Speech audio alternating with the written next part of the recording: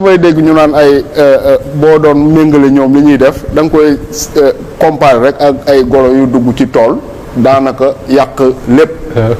ma ne golo yi yemuñu ci yàq lépp avant ñuy dem dañ fa ginnaaw kër parce que effectivement non parce que yow bu nekkee ne yóbbu nga les finances publiques à ce niveau là kii moo soxor kii ma mayul mais c'est la réalité bu nekkee yow da nga yóbbu les finances publiques à un certain niveau ba ñu ne yow yaa ngi war a dem le 24 diggante le 24 mars ak le 2 avril période boobu nga xamante ni Macky Sall leer na ko ne c'est le président Bassirou Diomaye Faye moo koy remplacer mais le nombre de contrats yi Macky Sall mais dégg nga El Malick Ndiaye je crois El Malick Ndiaye moo ko waxoon mu ne jour bi Diomaye di prêter serment am na ñu recruter à l'aéroport signer leen ay contrats. mais loolu laay wax mais le plus scandaleux mooy parce que Macky Sall le gouvernement de Sidiki Kaba yaakaaruma ne def na 2 mois